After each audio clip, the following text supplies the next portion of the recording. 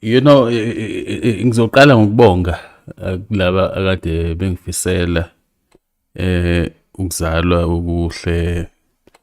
Yazi nje ngibonge kakhulu namanti ebehambisana nawo. I appreciate the love. Uthando lungaka avele luhle. Mase ngathandana nje sonke.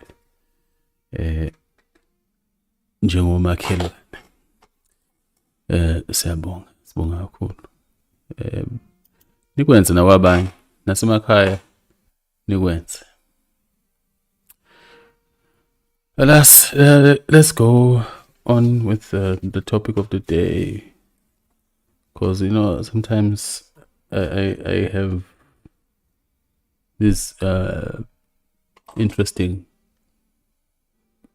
visions and inspirations that come through. And unfortunately, it's a practice of infertility to a degree. I understand, like I always say with him, eventually a man will come who is going to teach you. I mean, you've had many teachers before. I don't know why.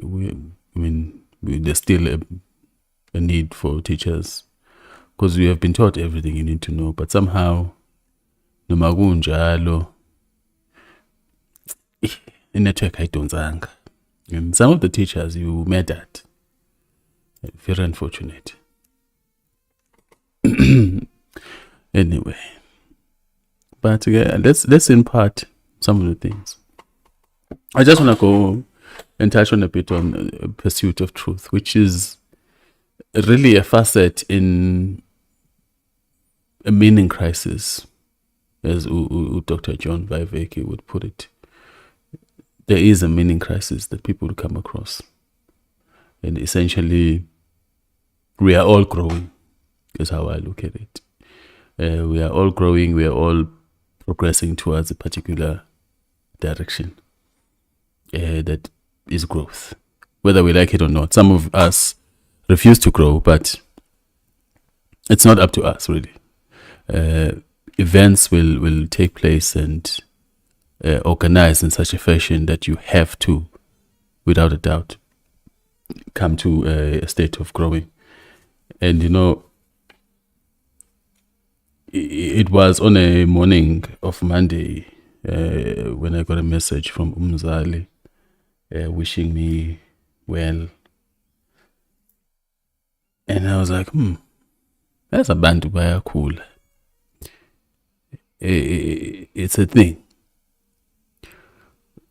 Angeke umlahle umuntu uthi they can never grow up.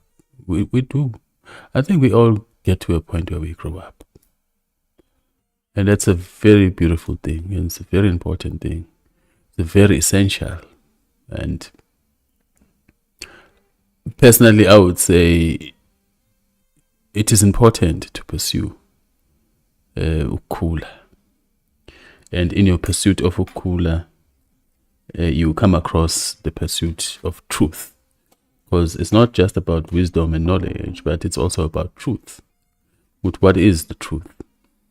In your life, in your experience, whatever you're experiencing, you want to find the true essence of everything.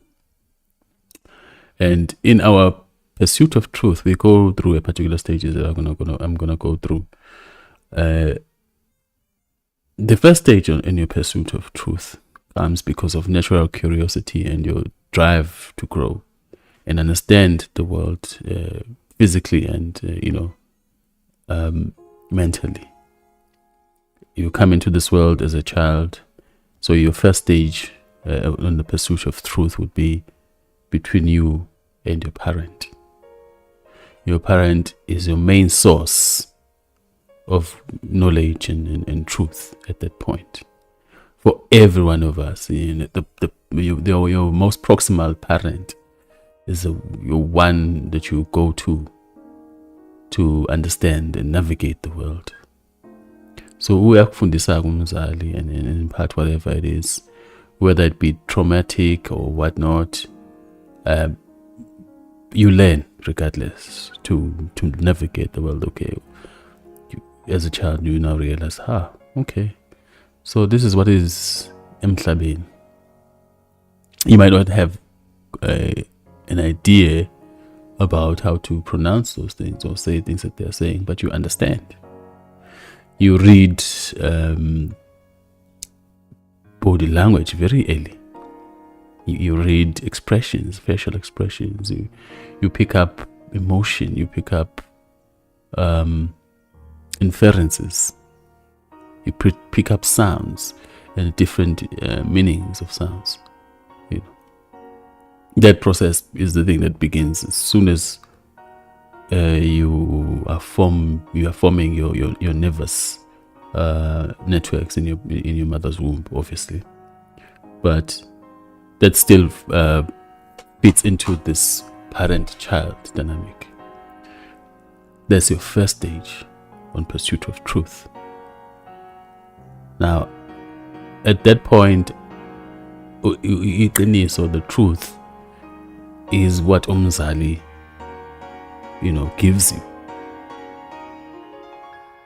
It's not been documented where an infant would be questioning whether this is really, that's where we have this notion that children are fearless.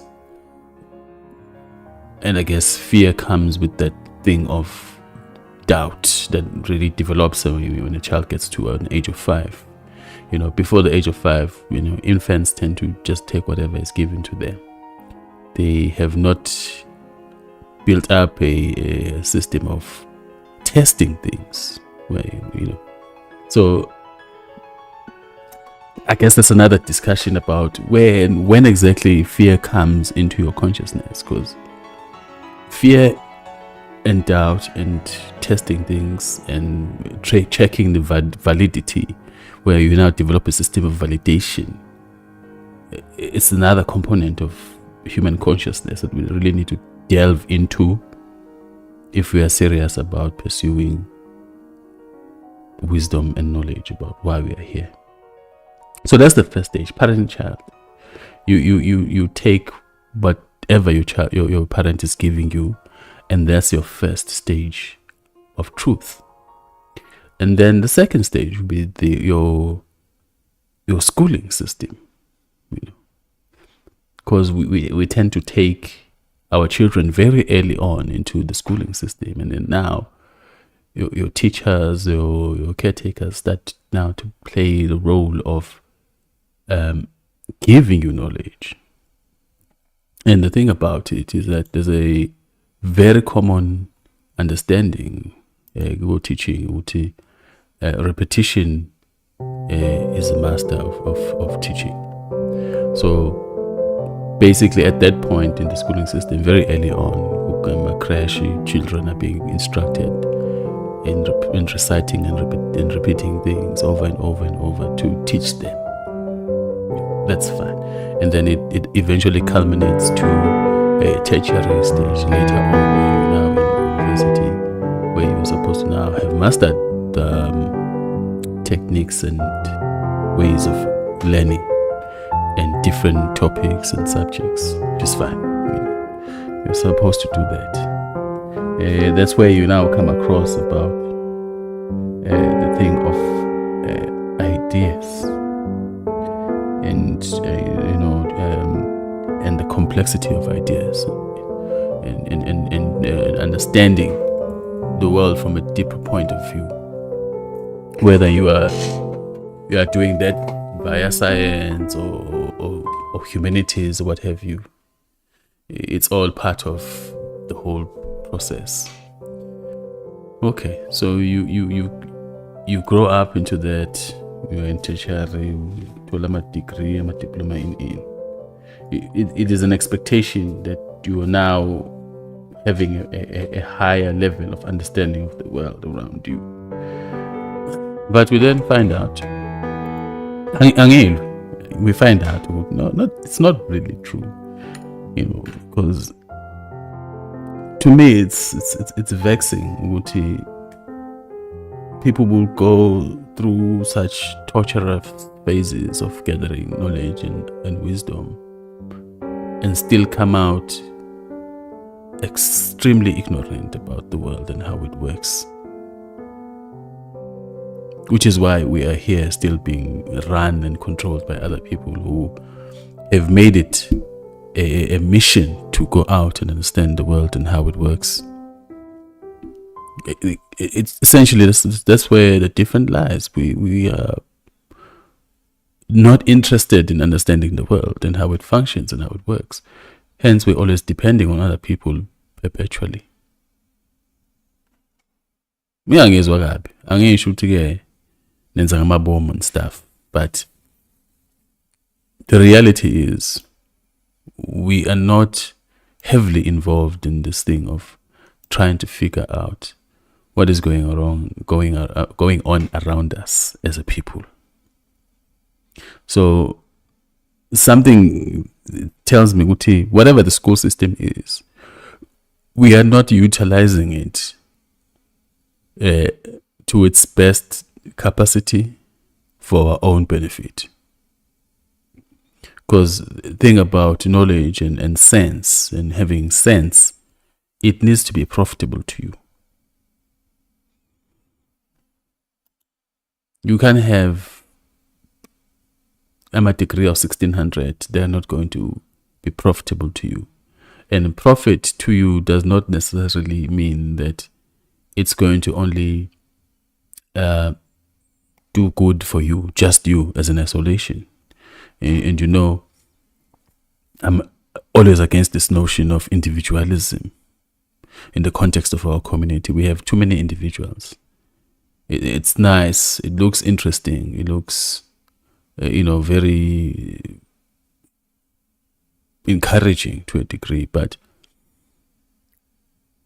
I don't see it doing a lot of work in motivating us into a unified organism called a community. Everyone is just doing their own thing to benefit themselves and feel great about their social standing. And that's where you find that we are prone to classism amongst ourselves. And that's essentially what then comes out of the schooling system. Yeah, there you go and obtain the tools to come out and differentiate yourself from other people. Because that's what happens. That's how black people use education. They just use education to come out and be and grandstand and as a thing of, what's the word? But yeah, there's a word there. So to them it's prestige. That's the thing about our community. We go there, we obtain prestige. Whether you like what I'm saying or not, it doesn't matter. I don't really care. But I'm just going to tell you, wherever you are sitting, a problem is wake up every day is a thing of prestige. You are comfortable wherever you are because you feel prestigious. Bayazi, I'm a clever blacks. That's exactly their thing. They always feel that they are version 2.0 of black people. But they don't use their cleverness as a collective to literally do something that is going to take the community up. Instead, they spend a lot of time trying to show us that they are of a much better standing. It happens. Even abangafundile into etheni because angifunda ukusho ama-professions abantu, but even abangafundile into etheni, just because they have that certificate, they feel there's a superiority complex that comes with it. Unfortunately, that just shows in our pursuit of truth via academia, the only truth that we seem to really hang on to is where we feel that education means version 2.0 of black person. You have made it, you have arrived. But unfortunately, the thing about it is reality tends to challenge the truth, and it challenges it without asking for permission. So we are now realizing ukuthi we are in a space where no matter how educated you try to be, it's not going to guarantee your prestigious livelihood. Kulukhuni ayisekho imisebenzi, awasekho amanani that make us feel that because of my education I'm better than you. Akusenzeki bahlali. And then it goes back to the thing I was saying earlier, ukuthi it's very disappointing to me that we come out of that system not realizing the truth about how the world actually works, and to use that to benefit our community and secure our need for survival and all those things. It would be better that we exercise these prestigious notions in a system that we are in control of and we are secure in.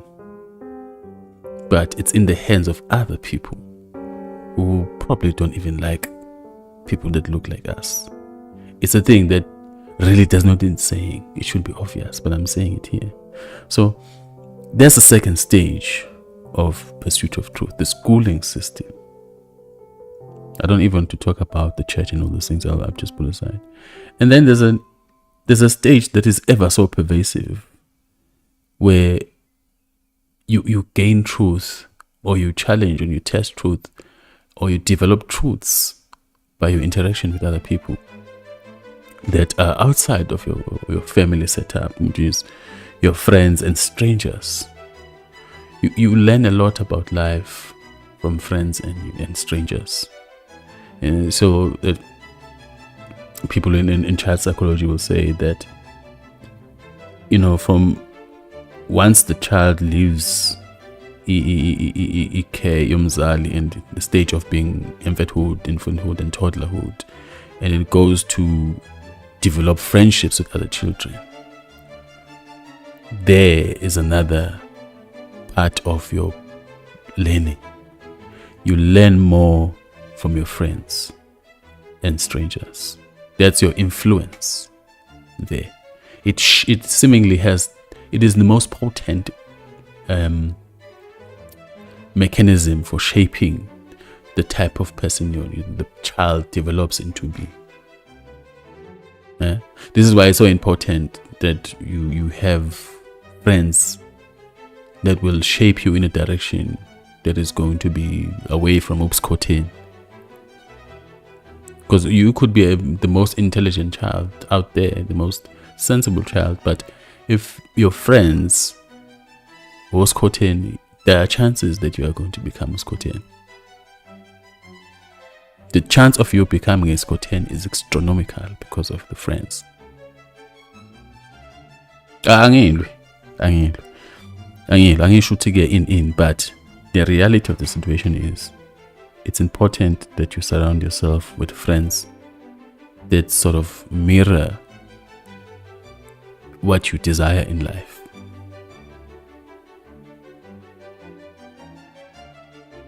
Ninjalo. So we can talk about the other dynamics that cause people to become dependent on their friendships and validation and those things. But that process of having friends will determine also certain truths in your life. You learn different types of truths and how to check against things that you learn from home, check against how things operate in the world versus what your friends tell you. A very funny example is that you take your child, uhambisa crash, isuke la ekhaya ingayazi inhlamba. Mayifika crash ifike ifuna inhlamba, isibuya la ekhaya isithi fusek, and everyone is shocked ukuthi, that's how you learn truth.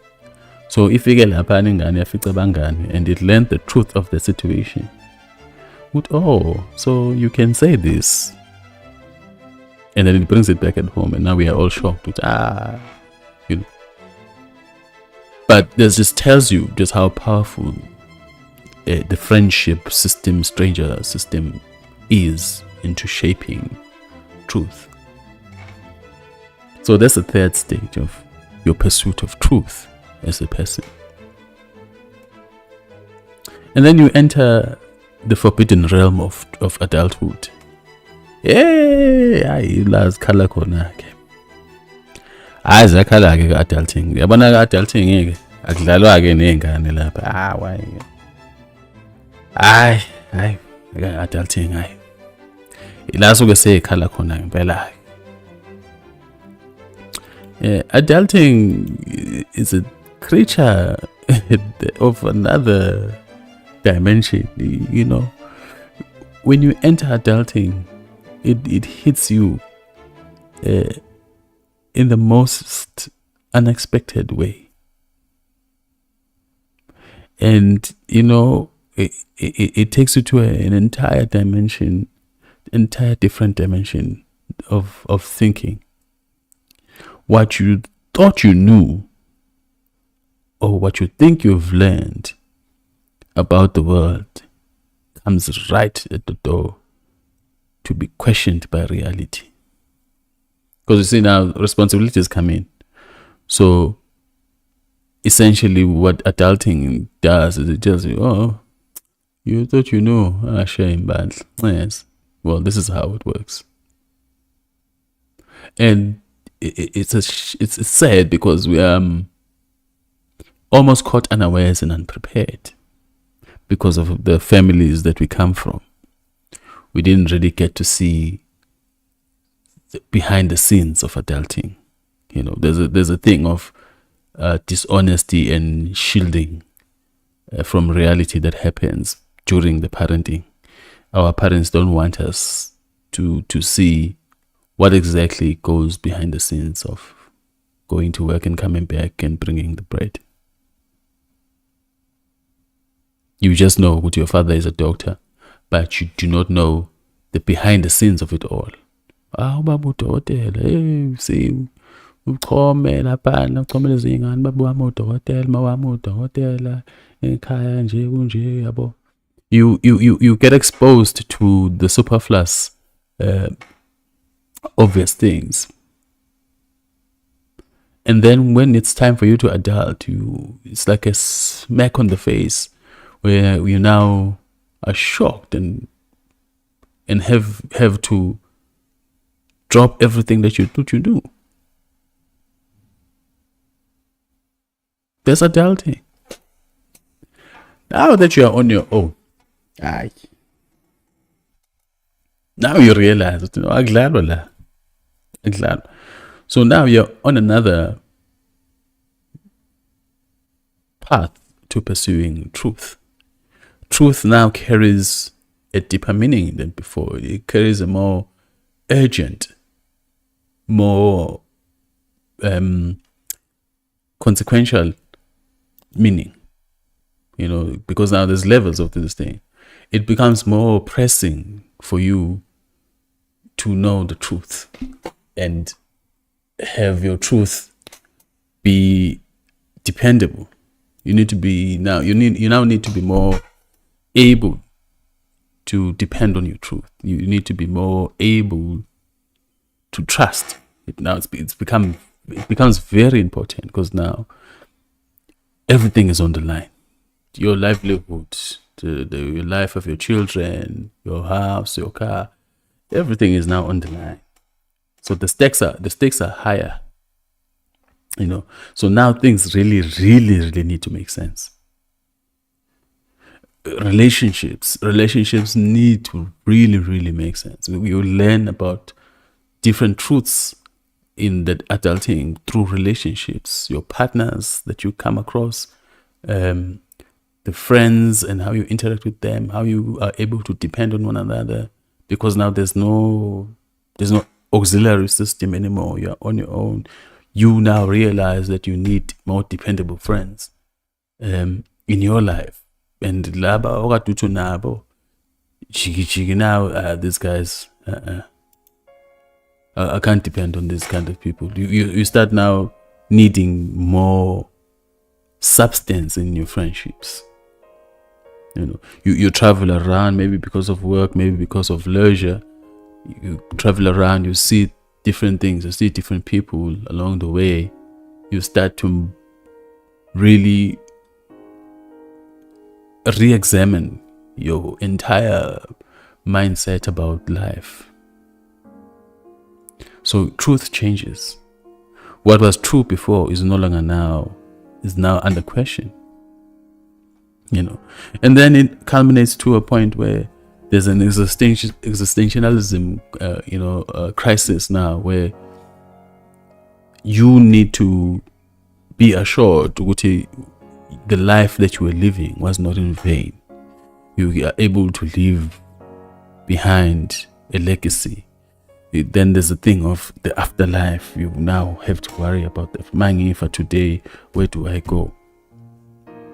And then on top of all of that, there's that thing of the fragility of life, where most of you now start getting illnesses and chronic things and accidents and life-changing events that happen, that threaten life.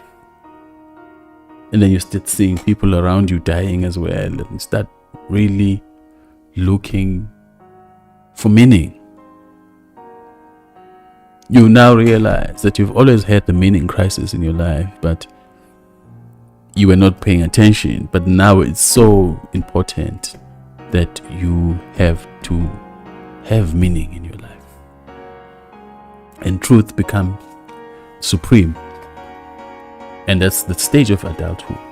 The system of adulthood brings us here, where we now talk about these things. I'm talking to you about these things because we are now adults. We are looking for meaning. We are looking for truth. What is really true about the world that we are living in? The question of the afterlife and the good and the bad and the merits of it. Is there a God? For lack of a better term. And if the Nkulunkulums is there, what about the church homes? Is the church homes taking me there to the Nkulunkulus, or taking me to the heavens? And is there Satanus? What is his role? Is it taking me to hell? What's this hell? All those things. These things start to matter. Even when you take the position that you are going to be atheistical about the whole thing because of the things that you learned, and you started to learn to question and things didn't make sense, then you start teaching the whole thing of spirituality as just, even when you do that, you still come across, well, there's nothing like this, like that, but what is my life? What do I leave behind? You have a constant existentialism problem. It does not go away because when you are dismissing the life of spirituality and religion and all those things, it doesn't. It's always going to be there. Everybody wants to know, Ubutim, when I'm finished here, where do I go? What do I leave behind? Did I live my life purposefully? Am I fulfilled? Because there's a thing of fulfillment as well that comes in. Everything needs to be worth it at some point. And it's part of the adult system. That's where the real test of all the things that you thought you knew comes to the fore. That's where truth needs to be now realized, and truth needs to be actualized and be in practice. It doesn't help where you have Abantu who insist on rigidity and ignorance. It doesn't help. People who hang on to things that don't really have any produce, things that have been tested over and over again that have not served the purpose. Because there's another thing. There's comfort in ignorance. There's another thing that we learn as adults. You can simply choose to be ignorant of reality and still be comfortable. I mean, it's just one more thing that you don't have to worry about. And that's the whole premise behind giving yourself to Jesus, or giving yourself to or Allah, or who have you, your masters of your fate. You are given masters of your fate that you can surrender yourself to. So just so that you don't have to have that existential question of, worrying about what comes out of your life. You are literally, you remove yourself from the responsibility of even your actions. Because sihlala nani la niwo nisindisiwe no Jesus Christ ni on the weekends niyagroova niyaganga, you are having multiple partners, you are cheating on your spouses, and then on Sunday you go there and you ask for forgiveness. On Monday it seemingly just didn't happen. Both men and women do this. Indlela nje enikhohlakele ngayo, but because you have taken this position of ignorance, now you say, okay, I know Jesus will forgive me.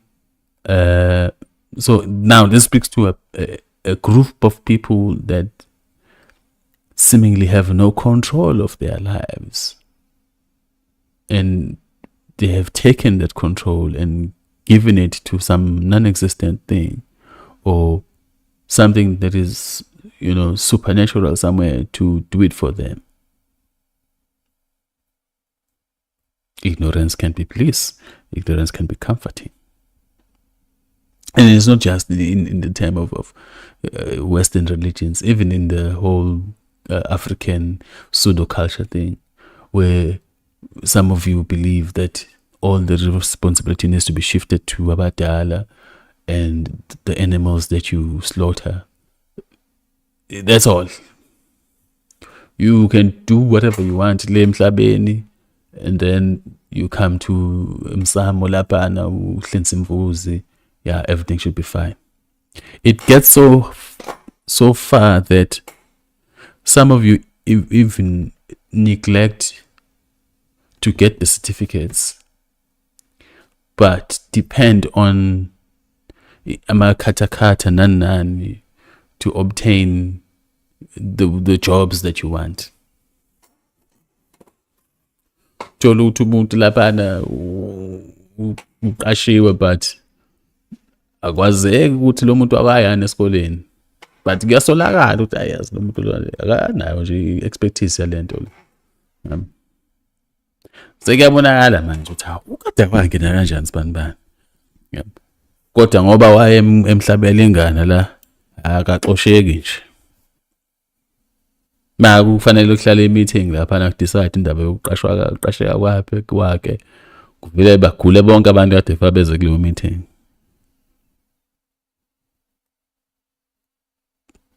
It's a thing. So that's another aspect of ignorance being bliss, that you don't have to know anything or learn anything or be clever in anything, but you can take the responsibility of all those things and go and put it on a goat somewhere.